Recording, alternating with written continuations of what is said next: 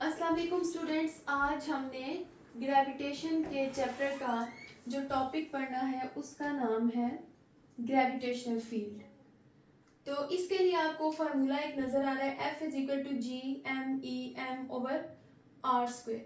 Gravitational field है क्या? ये वो एरिया है अर्थ के अराउंड, जैसे आप इस डायग्राम में देख रहे हैं। ये अर्थ के अराउंड वो एरिया है जो एरो से शो हुआ है, जहां पर अर्थ अपनी एक अट्रैक्शन की फोर्स एक्सर्ट करेगी। कोई भी बॉडी, चाहे वो बॉडी उसके ऊपर हो या ज़मीन से कुछ फासले पर हो या फिर ज़मीन के साथ वो टच हो रही हो। तो यहाँ पर ये फार्मूला आप देखेंगे, F is equal to G M E M over R square. वैसे आपने लॉ ऑफ ग्रेविटेशन में यहाँ पर ये D पढ़ा था, लेकिन D और R दोनों सेम है, ये डिस्टेंस के लिए यूज़ होंगे। एम ई रिप्रेजेंट कर रहा है मैस ऑफ अर्थ को, और एम रिप्रेजेंट कर रहा है एनी बॉडी, कोई भी हो सकता है, वो आप भी हो सकते हैं, या कोई भी बॉडी जो ज़मीन के अराउंड होगी। तो इसके लिए आपने ये वाली डायग्राम कंसिडर करनी है, जिसमें मैंने दिखाया है कि आप हैं और आप ज़मीन से कुछ फासले पर मौजूद हैं, और आपका डिस्टेंस या किसी भी बॉडी का डिस्टेंस ज़मीन के सेंटर से कंसिडर होगा R. M E mass of earth है, और जो भी कोई बॉडी है उसका मैस एम है। तो हम इस फार्मूले से force of gravitation find out कर सकते हैं। अब जो हमारा वेट है या किसी भी बॉडी का वेट है, वो किस वजह से होता है? वो होता है ग्रेविटेशनल फोर्स ऑफ अर्थ, यानी अर्थ की जो फोर्स है उसका नाम है ग्रेविटेशनल फोर्स। तो अर्थ हमारे ऊपर जितनी फोर्स एक्सर्ट कर रही होती है वही हमारा वेट कहलाता है। अब जो ग्रेविटेशनल फील्ड फोर्स है वो एक नॉन कॉन्टैक्ट फोर्स है। नॉन कॉन्टैक्ट फोर्स मीन्स कि चाहे आप ज़मीन के ऊपर खड़े हैं, मीन ज़मीन से इन कॉन्टैक्ट है, टच में है, या ज़मीन से ऊपर, तो आप पे जो फोर्स लगेगी वो क्या होगी? Force of gravitation. चाहे आप हवाओं में उड़े हो, या जैसे हम एग्जांपल ले लेते हैं कि कोई जैसे परिंदा उड़ा है, तो जाहिर है कि अगर फॉर एग्जांपल कि अगर वो मर ही जाता है तो वो गिरता कहाँ पर है? चाहे जितनी भी बुलंदी पर वो गिरेगा, कहाँ पर? ज़मीन के ऊपर गिरेगा।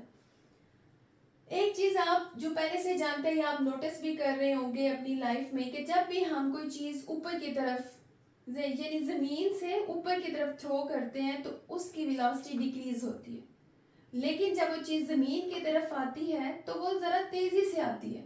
क्यों? क्योंकि उसकी वेलोसिटी इंक्रीज हो रही होती है, और इसका रीज़न है ग्रेविटेशन की फोर्स, मींस अर्थ की फोर्स। यहाँ पर आप एक डायग्राम देख रहे हैं जिसमें एक मैग्नेट दिखाया गया, नॉर्थ एंड साउथ पोल्स हैं, तो उसके अराउंड मैंने ये जो डॉटेड लाइंस लगाई है, इसका मतलब है कि ये वो एरिया है जहाँ पर ये जो मैग्नेट है, कोई भी हम लोहे की चीज़, आयरन की चीज़ जो कि मैग्नेट की तरफ अट्रैक्ट होती है, अगर वो रखेंगे तो वो इजीली इसके साथ चिपक जाएगी। लेकिन आपने देखा होगा कि मैग्नेट के साइज के अकॉर्डिंग कि एक खास एरिया तक ही मैग्नेट किसी चीज़ को अपनी तरफ खींचता है, अगर वो उसके फील्ड में से बाहर निकल जाती है तो फिर वो उसको अट्रैक्ट नहीं करेगा। इसी तरह से ज़मीन के आगे पीछे एक खास एरिया है जहाँ पर ज़मीन अपनी फोर्स ऑफ अट्रैक्शन लगा सकती है, तो उसको हम क्या कहते हैं? Gravitational field. और उस ग्रेविटेशनल फील्ड के अंदर जितनी फोर्स अर्थ लगा सकती है उस फोर्स का नाम है फील्ड फोर्स, यानी उसकी फील्ड में जो फोर्स लग रही है, मींस अर्थ की फील्ड में जो फोर्स लग रही है उसको हम बोलेंगे फील्ड फोर्स। और वो एरिया जहाँ जहाँ ज़मीन फील्ड फोर्स लगा सकती है उसको हम कहते हैं ग्रेविटेशनल फील्ड। अच्छा, अब देखते हैं कि ग्रेविटेशनल फील्ड की क्या कोई स्ट्रेंथ होती है या नहीं होती। ऑफ कोर्स ग्रेविटेशनल फील्ड की एक स्ट्रेंथ है, ताकत है, यानी एक खास एरिया तक आप अगर ज़मीन पे होंगे तो ज़मीन की फोर्स ऑफ अट्रैक्शन ज़्यादा फील होगी, और एक खास डिस्टेंस से ऊपर चले जाते हैं तो वो थोड़ी सी वीक होना शुरू हो जाएगी। तो ग्रेविटेशनल फील्ड स्ट्रेंथ किसको कहते हैं?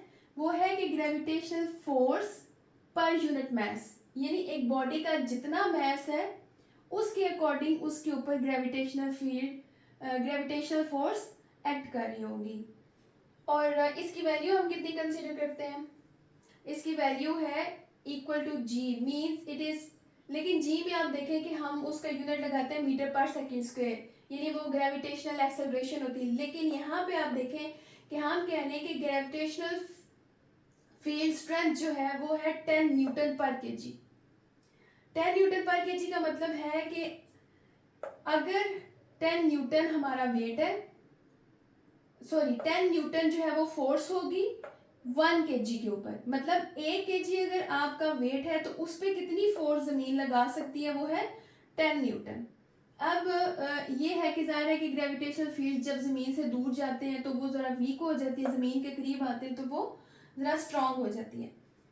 अब मैं आपके लिए क्वेश्चन छोड़ने लगी हूँ कि जैसे हम कह रहे हैं कि ग्रेविटेशनल फील्ड स्ट्रेंथ का मतलब है कि ये जी के बराबर है, मीन्स के ये पर यूनिट मैस, यानी हमारा जितना मैस है उसके ऊपर ज़मीन कितनी फोर्स लगा रही है।